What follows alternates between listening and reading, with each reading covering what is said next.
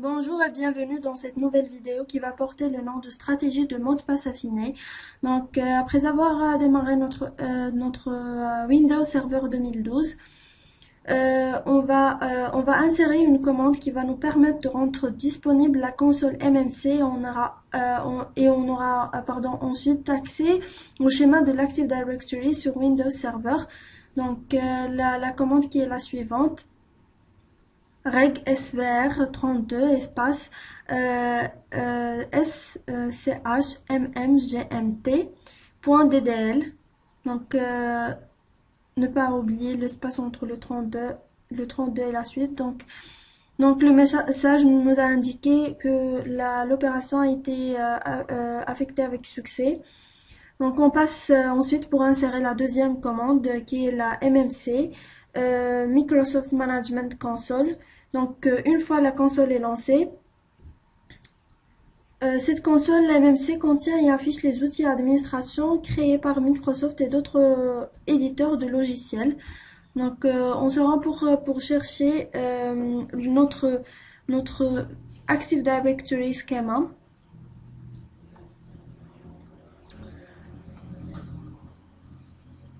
Voilà, on le sélectionne pour l'ajouter.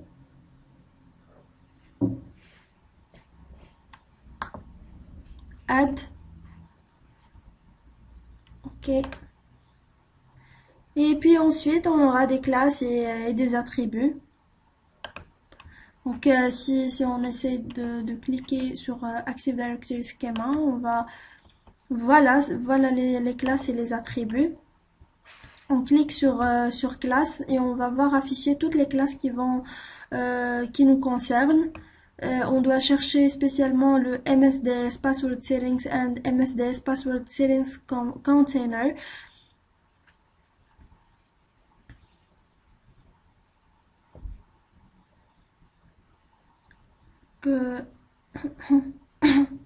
Les voilà.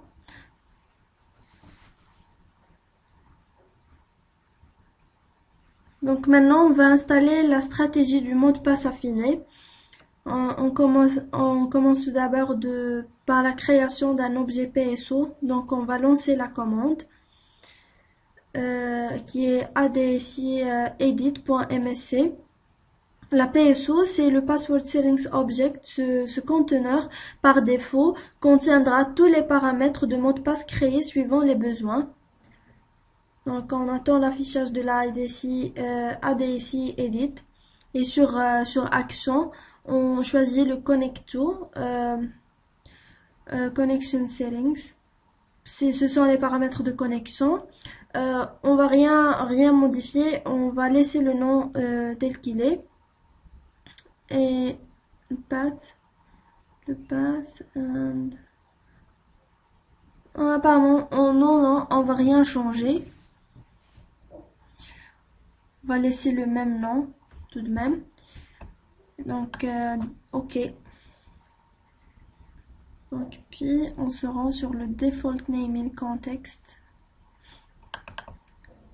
et on se rend qu'on doit chercher le cn égale à password settings container et on clique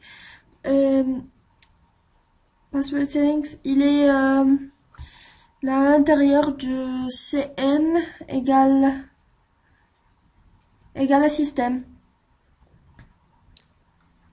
Donc à l'intérieur de cn égale à système, on va trouver le cn égale à password settings container. Bon, aussi, les voilà. Et password settings container, new object, pour choisir, pour ajouter un nouveau objet. Donc une page va être affichée, create object, donc on clique sur next. Et tout de même, on va entrer tous les paramètres de notre nouveau password. Le common name, on va donner PSO objet. Next. Password settings precedence 4. On va donner 4. False Encryption status for user account, non, false. Password history length for user 3. Complexity, no, false. Minimum 4, minimum age for user 00, 2.00, 2.00, 2.00. Pardon, j'ai ajouté un 2 points, inutile. Maximum password age for user, on va saisir 30, 0, 0, 0, 0. Donc lookout threshold, on va saisir un 3, observation, window for lookout 0, 0, 0, 1, 0, 0, 0, 0. Lookout duration for looked out user 0, 1, 0, 0, 0, 0 et 0, 0. Et voilà, l'opération a été bien terminée. Finish, notre objet a été bien créé. Donc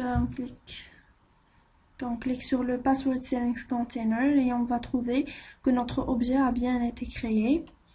Et sur le même objet, on va cliquer droit sur Propriétés.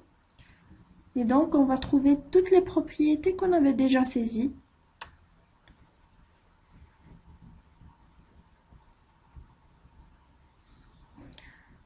Voilà.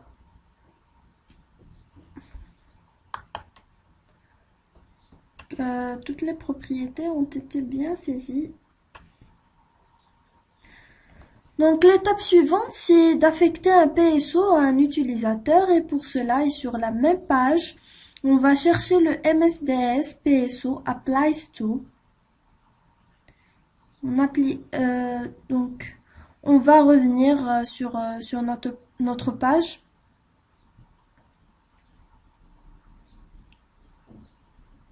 PSO applies to.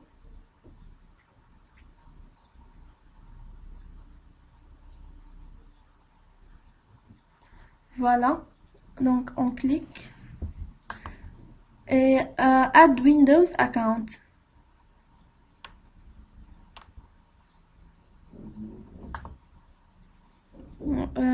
Advanced pour choisir les noms d'utilisateurs.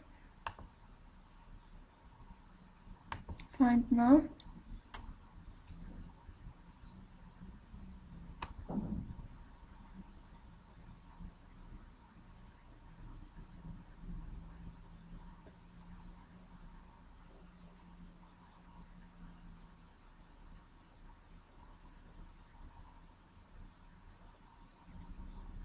On va choisir un utilisateur. Par exemple, voilà, Mouad Elmir.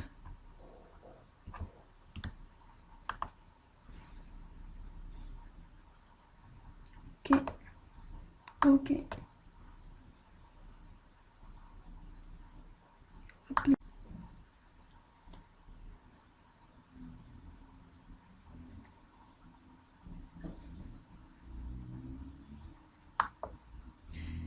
Et on va maintenant tester. On va sur Administrative Tools.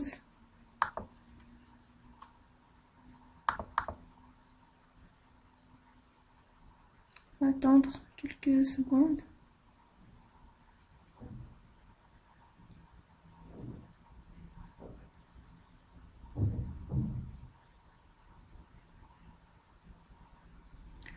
Donc on se rend sur Active Directory, Users and Computers. Et on va à l'utilisateur qu'on avait choisi. On clique droit au-dessous. All Tasks. Pour Reset Password, pour réinitialiser le mot de passe. Et dans ce cas, on doit saisir obligatoirement un mot de passe qui contient plus de 4 caractères pour respecter le Password Policy Requirement. Si on essaie avec un password inférieur à 4, ça va pas marcher. On va faire un test.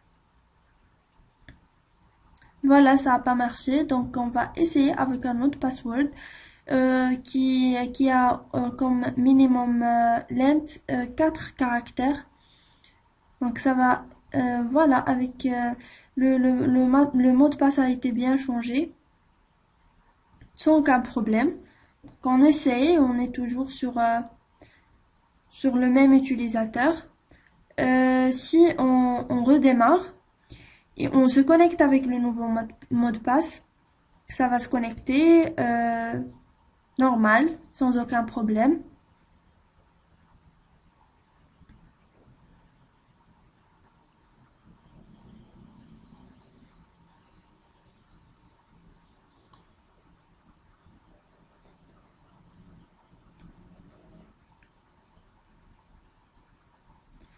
Le temps de redémarrage.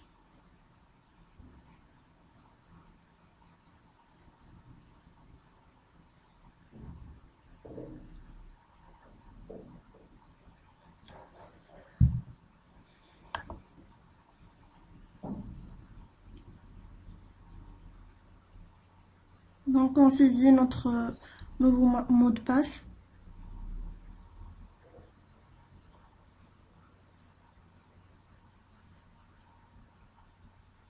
Et voilà, la session est ouverte sans aucun problème. Au revoir donc.